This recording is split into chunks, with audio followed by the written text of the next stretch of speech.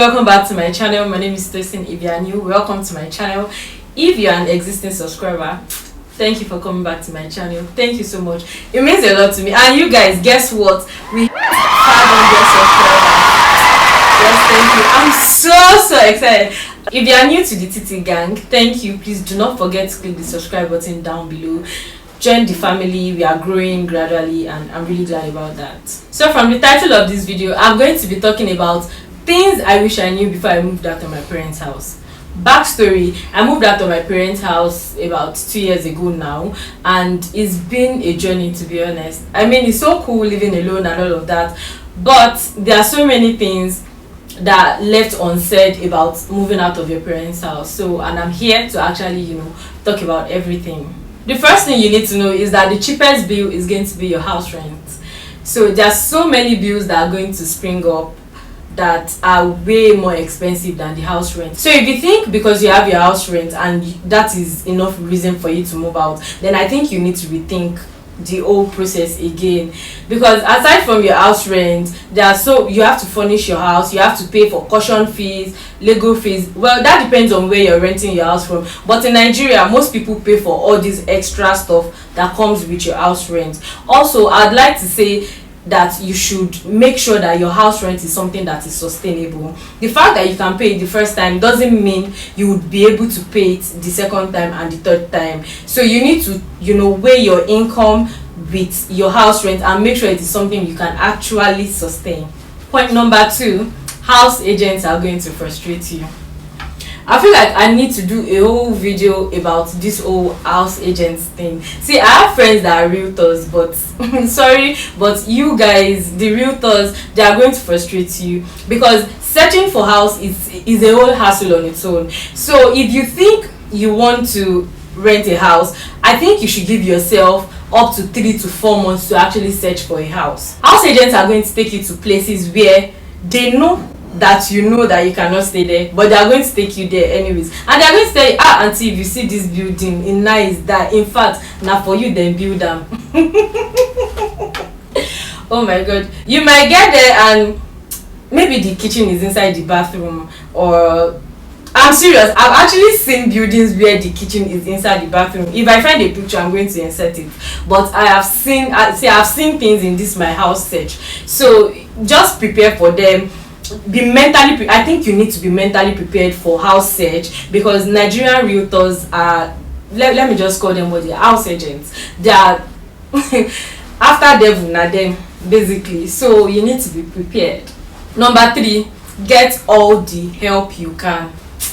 Oh god, I know you are a big girl and I know you are independent, you are an independent man, but when your mom offers to give you, even if it's just a bucket, take it. Because have you gone to search for the prices of curtains in the market? Do you know how much they sell set of spoons? See, every help that you can get, just take it. When I was moving to my apartment, my mom gave me gas cylinder, the 12.5 kg one. She gave me a number of things basically, but by the time I sat down to do my calculations, I found out that those things actually went a very long way in helping me settle down in my apartment on time. So if your auntie is telling you, Mama, send them, please collect, take it with pride. I know we are proud people, we are independent, take it like that. So please collect, just take all the help you can. I cannot emphasize this enough. Whoever is offering to send you any form of help at all, please take everything, because it's going to go a very, very, very long way in helping you settle down on time. Number 4: take it easy with the furnishing. I know you have checked Pinterest and you have your room goals, your apartment goals that you really want to showcase, like you want cute flowers, you want your bed frame to look some type of way. Take it easy with the furnishing. If you need to just buy your foam first so that you can lay yourself on it at the end of the day, please just buy your foam and lay it on the floor. that was one thing I know that I did. I think because I knew I did not even have any extra money like that, so I just took it very very easy with the furnishing. I bought my foam first, then after like a month I bought my bed frame, and then after that I bought my dresser, and then till I actually got to that point I wanted. So please take it easy with the furnishing. Why people coming to your house? Your friends. Are they your friends if they cannot sit down on the floor with you? Are they?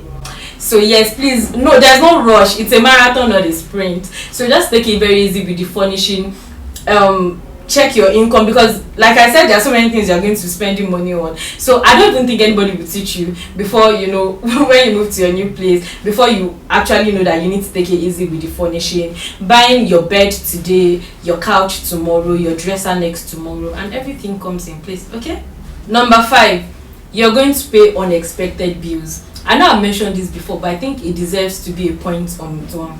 See, there's so many bills that will just keep springing up every day, and I mean that literally every day. Okay, maybe every other day, but every day, to be honest. So you are going to be paying bills that you do. See, there are some bills that I didn't even know they existed until I moved into my own apartment. From waste bin bills to NEPA bills, especially if you have to buy like prepaid. If you are using prepaid meter in your house, then you know that you have to pay your light bills every month. Like you buy light and then it connects and all of that. Then you see, sometimes you might just get to your house one evening and then your padlock will spoil, and then you have to get another one because you cannot leave your house hanging. Then there are sometimes they will tell you that they are buying a new transformer for you. See, it depends, depending on even the area you are going to take. Some people pay for water. I don't pay for water here because we have our own water, but some houses you have to pay for water. So those are the things that I feel like you need to even research about the place that you're going to be taking. So yes, the bills never stop. Basically, don't forget that. There was a point I needed to call my mom that, please, do we pay all this? They were like, now. I was like, oh, okay. So you need to actually have like a very consistent source of income for you to maintain whatever life it is that you're living, like on your own, no matter how low key or how budget friendly you are trying to live. The bills keep coming. Number 6, the loneliness is going to hit different. I know you like your space, I know you want to be alone, but there's a sort of feeling when you have people around, and nobody is going to prepare you for the loneliness that is going to hit when you're living alone, especially if you take a whole flat alone and you're not sharing flat with anybody else. The loneliness is going to hit. There are sometimes you just want to talk to somebody and then you're just on your own on your bed.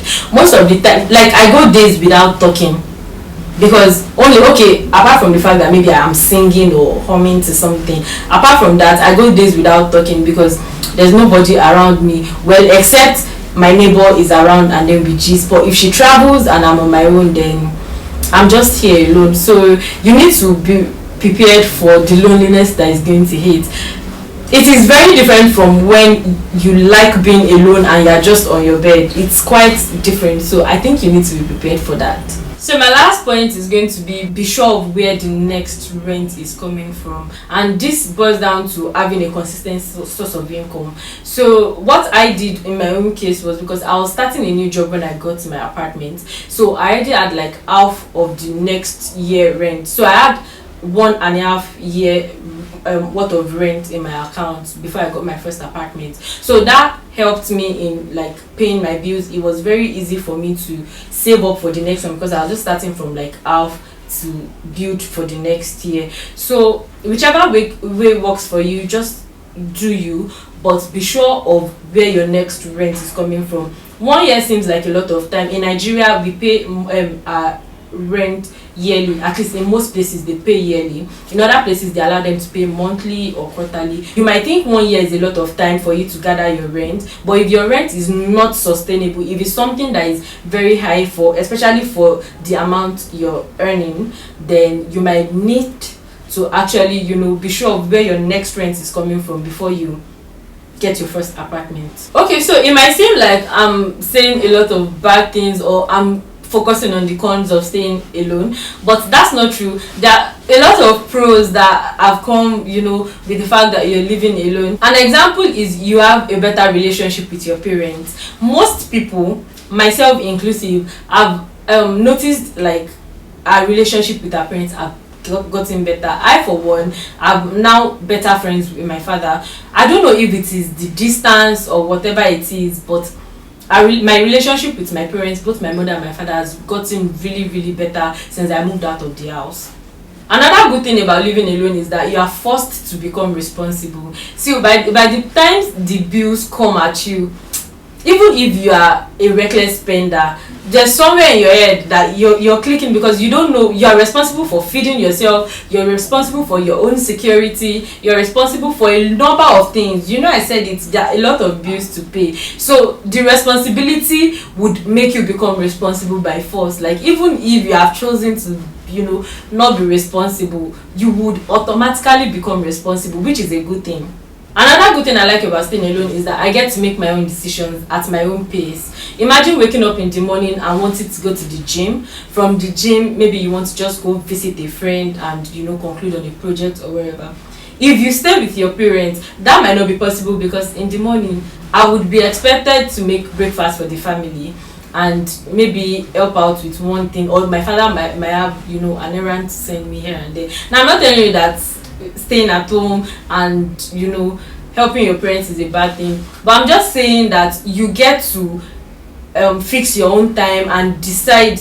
Basically, you have control over your time, and if you are a creative like me, or basically somebody that doesn't have a 9 to 5, then that is something you would actually want control over, your time, because you don't go to a structured environment, and being at home might be seen like you're less busy, and so you're available for anything they want to send you. So staying alone will give you the opportunity to actually control your own time and do things at your own pace. Another good thing about staying alone is that your privacy is guaranteed. Now, I've found out that this is the major reason why most people leave home, because African parents, I don't know why they don't get it that you need your privacy, but somehow I get it and somehow I don't.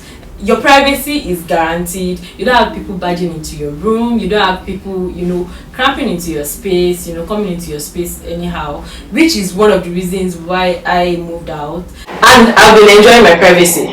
Thank you guys for watching to the end of my video. If you have not subscribed, please subscribe to my channel. I want to make 1K before the end of next month. Please don't forget to like this video, share with your friends, share on social media, and please leave a comment.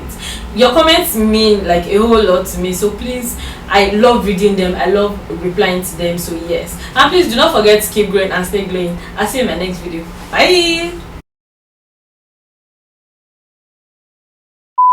Yeah. An example is like this video and ask anybody that's gone out searching before. I can't believe this.